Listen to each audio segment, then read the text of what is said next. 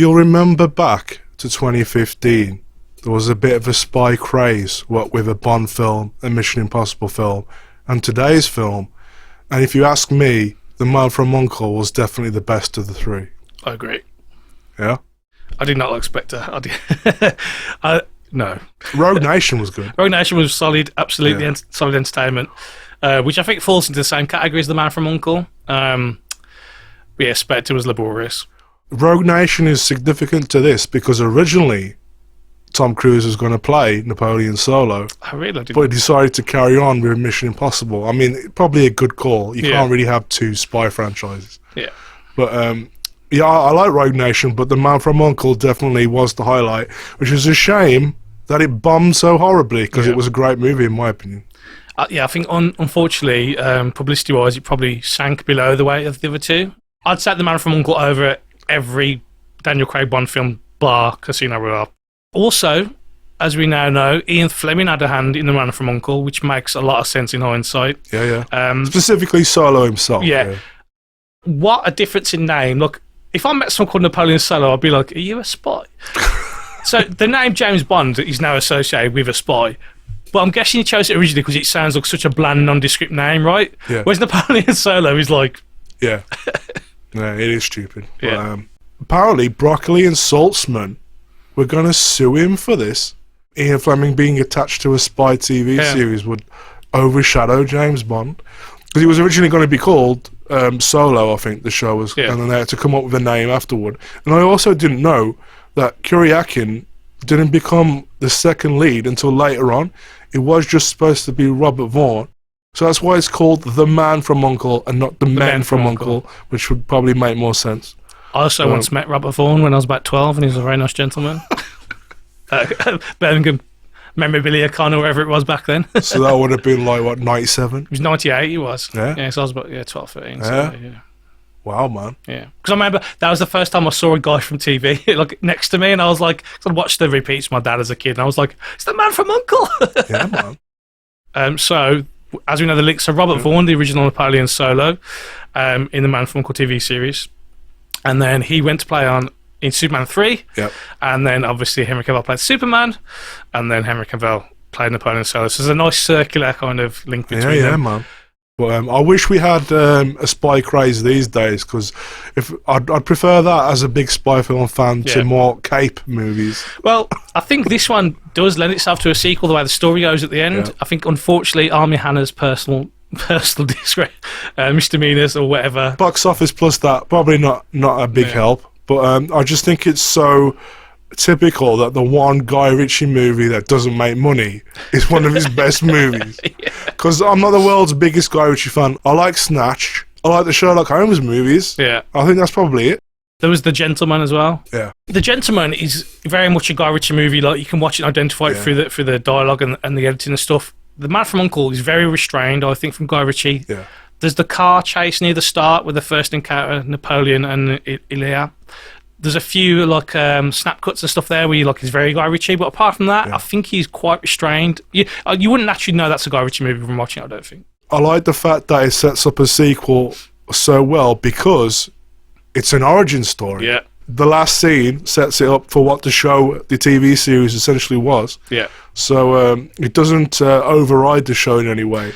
And I think there's just something really fun about spy movies in that era of like the Cold War and the 60s and the restriction on technology. You make them now and it's all like satellite tracking, and it's just kind of like, I don't know, it feels more sterile and boring to have a spy movie now, right? I mean, obviously they're still doing it, but there's just a fun and like a colourfulness to it with the 60s fashion and everything, and some of it's slightly futurised, but not to the point where it looks like it doesn't belong in that era. Yeah, there's just such an earnestness to it, and again, as like spy movie plots go, like it zips along. There's not much to it, like, you know, find the bad guy, find the bombs, stop the bombs. Like, it's always bombs, man. What else? The 60s, right? Nuclear race. A lot of the bad guys are two-dimensional. We don't really know anything about them. There's evil like uncle torturer guy.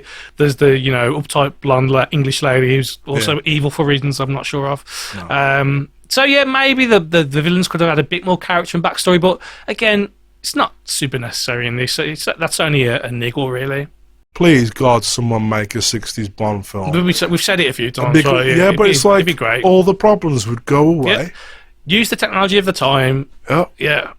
And it's not like you have to have the attitudes of the time, but like the sort of archetype of him sleeping around and all these things, like just the cheesiness of it. Yeah. It wouldn't be a problem anymore. No, People would just go with it. I think this film balances the tone quite well because generally it's pretty playful and light-hearted. And obviously towards the end, and as the threat escalates, the tension ramps up a bit and it kind of drops off a bit. I think they balance it pretty well, right? Because it never feels like a parody, but it never feels like it's taking itself too seriously either. No.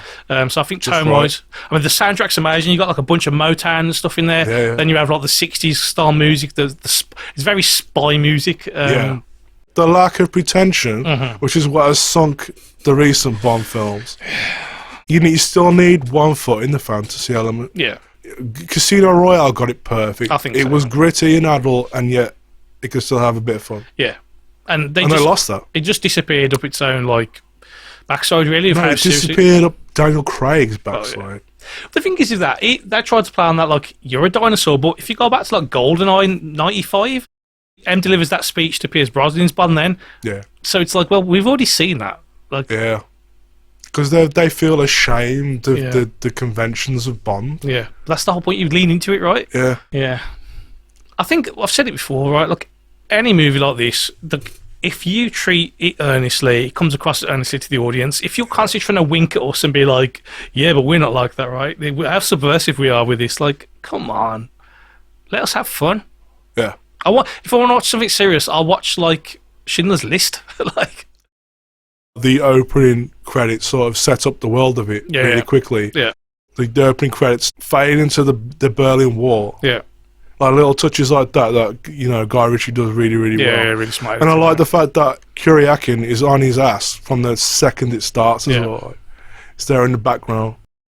There's not many films in the 2000s where you get like two lead performances that are just so well modulated. Like The Nice Guys is another one. Yeah. Because that's such a rare, beautiful thing when you have the two lead characters, a great double act. And just watching a film, right, where you're like, I am enjoying watching this film, and they want me to. It's like they want me to enjoy watching it, right? Like that comes across from the screen. Like, yes, we're making a fun spy movie in the '60s with like lots of attractive people and guns and cars. Like, come and enjoy it with us. Like, that's it. There's nothing deeper. It doesn't need to be, right? Yeah. They're two highly trained guys from different worlds who have to survive on their own, and their chemistry is fantastic, right? Yeah. But it's like their skills complement each other as well. Yeah. Because Napoleon Solo isn't a fighter. No. He's definitely more of a tactician. Yeah. Whereas Kuryakin has that down. When they're trying to escape that facility and they're in the boat and he doesn't notice that Cavill's gone and he's still talking to him and he's like, hold on, cowboy, I'll get us out of this. And then he's just, this is a medical med and very old technology. They do a good job of exposition in this, so there's a conversation between, like, you see how Ilya learns about Napoleon and vice versa. They have a conversation, the Catherine ends up smashing it all up. I was going to say, since you brought it up, he's watching the film or the clips of Napoleon. Yeah. Who is the projectionist? Do you know? He looked familiar, as well. I didn't know. David Beckham. No. For real? Putting him on screen right now. He has one line where he puts one of the images in the wrong way around. Oh, sorry. Right? Yeah. Oh, hello, I'm David Beckham. I'll have a Pepsi, please. Yeah, that's it. But, apparently, the projectionist is David Beckham, so, you learn something new every day. Yeah. Thanks, IMDb. But apparently Armie Hammer was the only one of the cast to actually go back to watch the TV show. Oh, really? Cavill didn't watch the show, and yet I think his performance is very Vaughn-like. He's like, because it's a very affected delivery style. So he must have seen something. Oh yeah, there's got to be some research to it, like even if it was like video clips and stuff. Because he's very and again, look, he's not speaking. I mean, he can nail an American accent, as we know, but like to deliver some of it in that kind of cool way, it's very kind of clipped, right? Like slow, like delivery and stuff. Yeah, very self-assured. Yeah. I mean, he's the coolest bloke alive in this movie. Yeah. I think this is far and away his best performance on film to date. I think so. Yeah. He's ridiculously charming in it. It's hard not to watch this and look at Cavill and think, how are you not James Bond? Yeah. It is the best Bond audition tape that will not result in him being cast as James Bond, but really should do. Yeah. It would be funny though if he did all the James Bond rip-offs and did become James Bond. Yeah. Like he'll get to all of them Just eventually. worked his way up through it, yeah. I read as well, the trick that Cavill does with the tablecloth. Yeah. He actually did it for Of course real. he does. He can do it. He's like God's perfect gift, right? But this feeds into what we said before, that if you have enough time and energy to do something, you can master anything. Yeah, like anyone can be Batman in real life. Yeah. But yeah, I thought that was particularly smooth. I wonder how many takes it took to... At least a few, I'd imagine. Armie Hammer's the one that gets the girl in this film. Yeah. The main girl. Although Henry does sleep with the hotel waitress and the villain. That's true. That's true. Yeah. But that is quite Bond-like. I'm surprised they even were allowed to get away with that in 2015 still. There's even a shot when he sleeps with the hotel, the lady who works at the hotel, there's like a side boob shot for a second. I was like, oh. Yeah. That got through the censors. You don't get that very often. It's not the 80s. No. But I think it's because of the 60s factor. Yeah. Alicia Vikander at the start, I was like, but she grows into it. I think she holds her own eventually against Cavill and Hammer. I think she does quite well. It is an element of the show where they take a member of the public and turn them into a spy, and then she's along for the ride later on. But yeah, is there any favourite scenes you have apart from the boat chase bit, which is definitely the highlight for me? Yeah, I like that. I think the scene where they're trying to break into the facility, where Henry Cavill has this little cut, and he's cutting the fence one at a time, and he's like, "What is this?" And he's like, "It's something cut by a CO2 laser." And he goes, "CO2 laser." Yeah, that's great.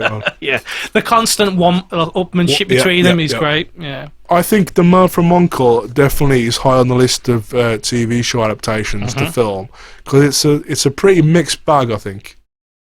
To take a property that's not that well known and already is clashing against so many spy properties and do such a good job of it is pretty commendable. It's almost as sturdy as the first Mission Impossible was. Yeah, I'd say that's a fair assessment, yeah. Guy Ritchie not quite on the same level as a De Palma, but no. it's a very solid effort. It's better than Mission Impossible 2. De Palma's two most successful movies are both based on TV shows. The Untouchables. Oh, yeah. I didn't think of that. Yeah.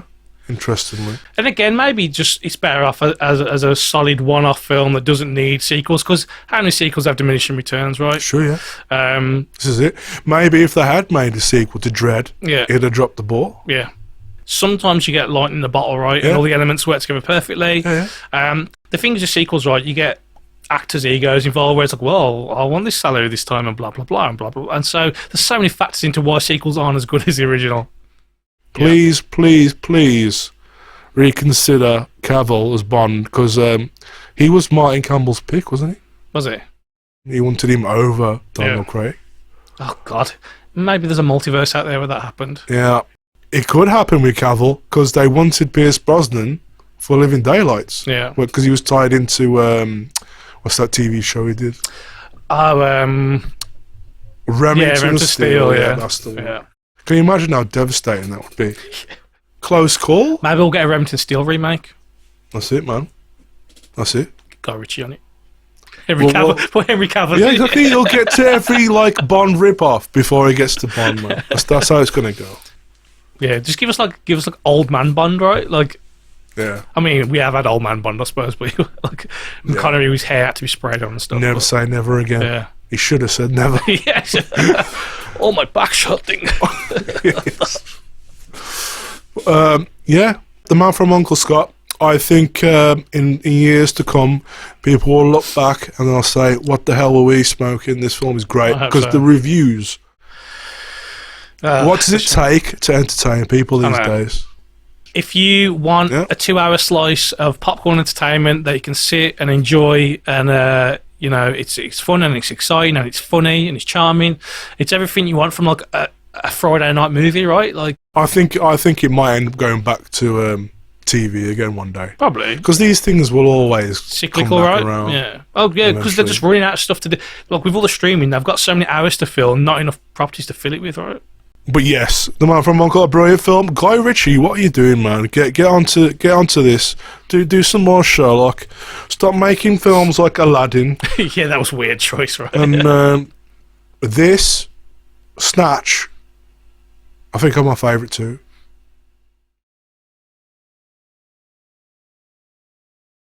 Don't be solo. Join the team and hit like and subscribe.